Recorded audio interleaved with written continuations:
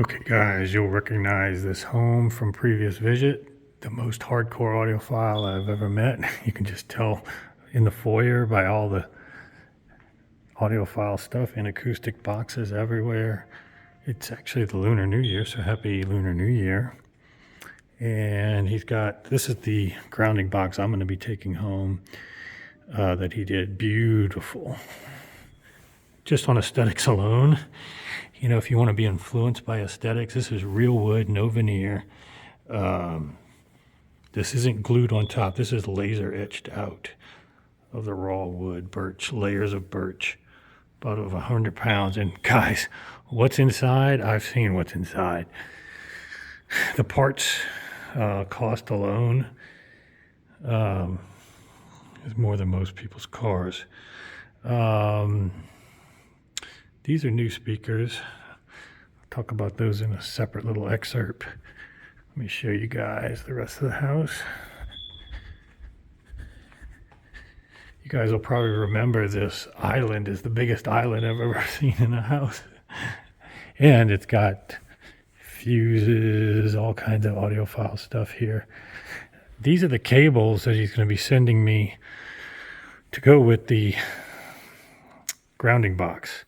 The amount of money he puts into these cables is insane. This is pure jewelry grade, solid core silver. And what he stuffs in here is basically mini grounding box here. All the materials that are in the same grounding box are also filled here. These, you don't even want to know the cost. Jadi piece, an old Krell reference sub. This thing's pretty sick. I almost kind of want that. You remember the T-Doll Akiras used to be here? Not T-Doll Akiras, T-Doll Sunrays.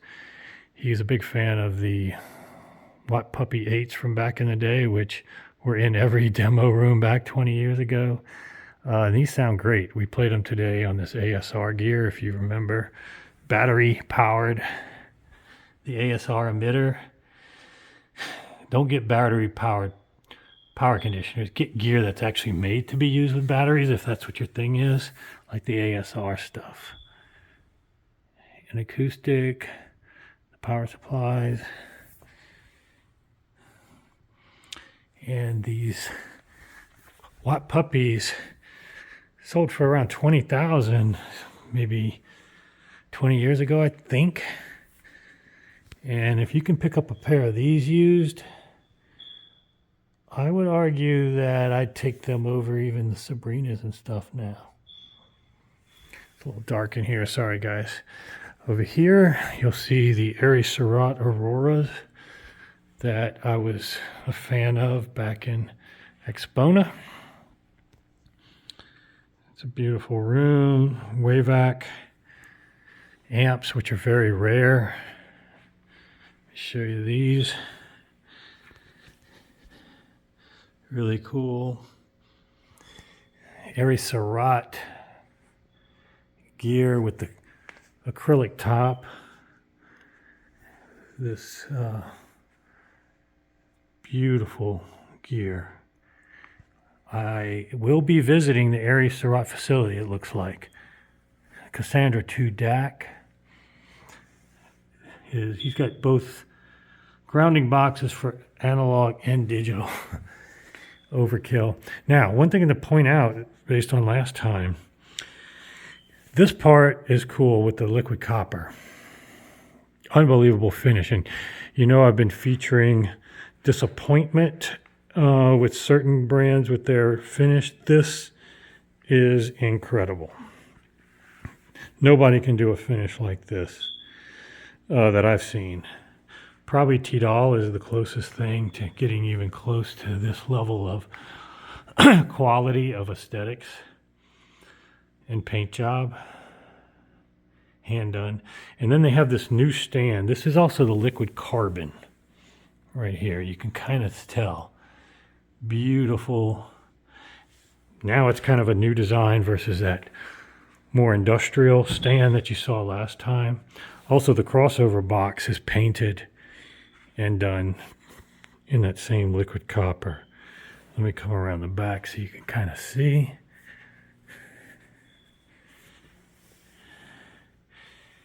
Again, this is an active crossover. It's basically an open baffle just on the back panel, but each of these are orientated where it does get back wave pressure. Again, I encourage you to watch the interviews with Stavros Danos on this speaker. The tilting even of this ribbon tweeter, intentional, smart dipole here. Even the way they CNC this horn to kind of eliminate the honkiness that you typically get with horns. Amazing. You got these speakers.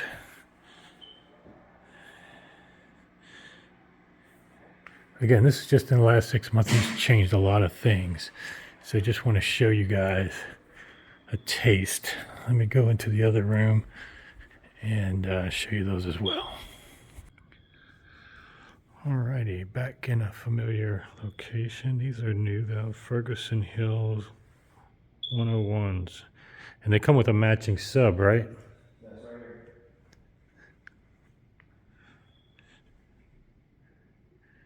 Very interesting.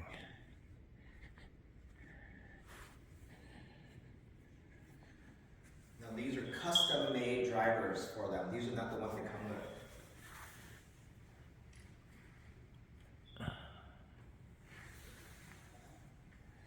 And the subs are over here. Sub.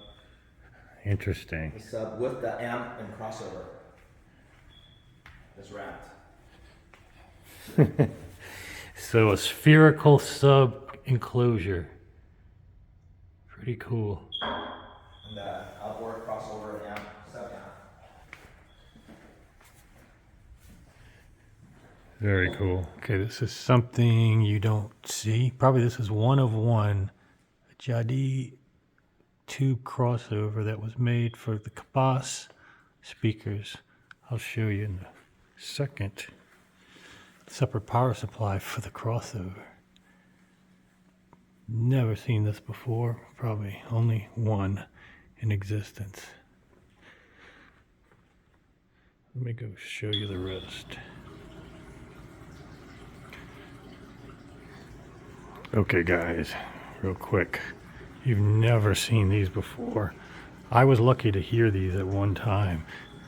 Probably 20 plus years ago. There's probably only about, I think, 5 of them in existence. They were on the cover of Audiophile at one point. They are the Phoenix Calyx. Unfortunately, it doesn't have a preamp right now to play them.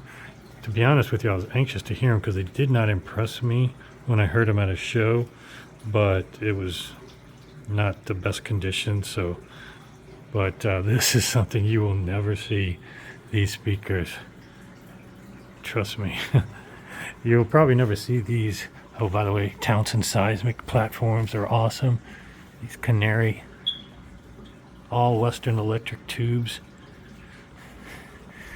And as great as my stack is, this 100-pound Cassandra DAC, 32 DAC chips. And unlike others you hear about and read about in Audiophile, not properly matched and way overpriced, even more pricey than this. This is what I would invest in, guys, if you have cost no object DAC budgets. Beautiful piece. Cabas is that crossover by Jadis I showed you was for this Cabas system, which is very impressive if you've ever heard Cabas speakers. And of course, one of my favorites of all time are these Evidence Masters by Dyne Audio, and you've seen these in prior videos. Audio notes, pure silver transformers. You rarely see that. Look how many transformers too. And we have Dyne Audio, Evidence Masters, but the real, TriPoint grounding boxes. You've seen the difference between his grounding boxes. This thing, they make them up to $80,000, and this is just MDF, not real wood. You can already see the veneer paint bubbling, whatever finish bubbling. That's a joke for that kind of money to have that happen. But the real feature here is these Halcros DM88s. These were the bee's knees back in the day in terms of best amplifier measurement performance. Anybody that's been around for a while will recognize these. There's a matching preamp, really cool chassis design. They were polarizing in terms of sound quality because I guess totally neutral, no distortion type amps, especially if you mated it with speakers that were particularly compromised or bright or didn't like being driven by such amplification. Didn't resonate, but they actually are back in business now. But these are the legacy ones, and so cool still today. Look great. That's an Idian DAC there. Really cool. That's a reference level. Then here's the difference in grounding box versus that tri-point. And I can tell you what's inside 10 times costs more, at least based on what I've seen. Some other stuff here. Bricasti, esoteric. He's got some other grounding boxes. He's tried them all to be able to reverse engineer and benchmark. This is the Telos grounding. So, Zensati, I think. Gold-plated cabling. He's tried it all, but as you've seen, has settled on inacoustic for almost all his systems. That's a prototype of his original grounding box filled with some of the stuff. All the gems, quartz, soil. So yeah, it's quite impressive. Giving you guys another taste. All right, plenty more to come. I think I might have featured these earlier. Broadband speakers.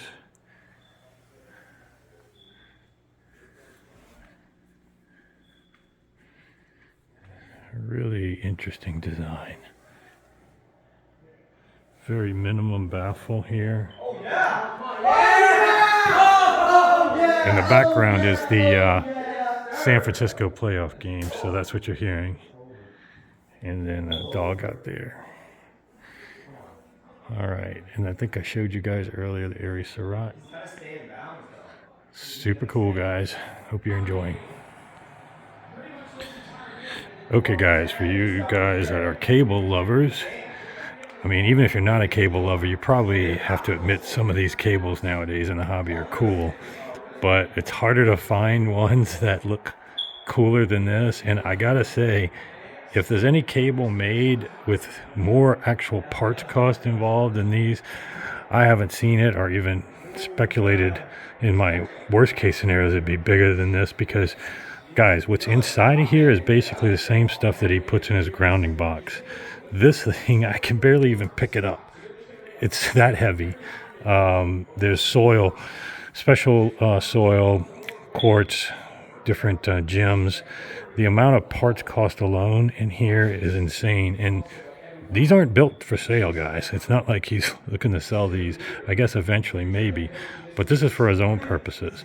And they're so heavy and not bendable that, as you can tell, I'm picking it up, but it doesn't even bend even in the least. It's like picking up a weight bar. You have to build them exactly to the length you need, because, yeah, they aren't flexible at all. He does have, obviously, smaller ones. I'm going to be getting smaller ones to connect on the grounding box he's going to let me use. But just wanted to... top-notch connectors, and this is jewelry grade solid core silver. So just the silver alone, if you went through this length of pure silver at this gauge, this thickness, this is not They often do give you, yeah, pure silver, but then it suddenly give you a much smaller gauge than the copper version, such that actually when you run the numbers, the copper version is actually more conductive. No, he's giving you pure silver at super thick diameter and gauge, and the connectors are top notch. So this is an impressive cable just from a construction standpoint. And again, they're not even for sale. So just wanted to show you guys what lengths he'll go to for his own purposes to design stuff. Oh, and this is not even his most recent internals of his grounding box. This is the legacy design of the prototypes. It's even more extensive now, but the amount of copper run through it, wire, and then filled with the secret sauce. Pretty impressive, guys. Okay, guys, I'm back in his dedicated listening room. There is no light except for this light here.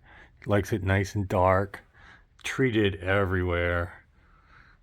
I mean, I think I've gone through this. This hasn't had as many changes as my last visit, but to give you guys a preview, treatments everywhere. The walls have been stuffed with insulation. Getting actual dimensions, I think he changed the dimensions of the wall. He's got a stack of RELs that really impressed me. In this location, an array like this, so close to the listening position, disappearing quite well. So he does have some skills with setting up subs, which is impressive. It's not just fancy gear. He's got a lot of experience in setting up stuff. Here is the Audiophile Extremes Mark 1. There's soon to be a Mark II. I'll be at the exclusive premiere of that Mark II coming up at Expona. Audiophile, some of my favorite electronics. Just beautiful. This is a massive amplifier. I went into more detail on my last visit. I encourage you to watch that video, as well as had interviews with Stavros Danos, the owner and designer of the Audiophile gear. But yeah, and this is a Pink Fawn server, which, as you know, I make my own servers. And if I was going to recommend one that's, quote, audiophile, that I think is doing things the right way, even over the what I think is overpriced versions of other servers, Taikos and whatnot, not to mention all the brands, I think I'm impressed the most with maybe Pink Fawn. Let's see here. More. All of this stuff I think is similar, or if not exact, to what the last visit had. In acoustic, both power conditioning and cabling is his preferred choice. So, cool listening chair. This is mainly a one-person room, but a nice little man cave similar to what I have. It's all for functionality, not for aesthetics. And hope you enjoy, guys. This is somebody who's definitely living the audiophile life at an extreme as we look at the Audiophile Extremes.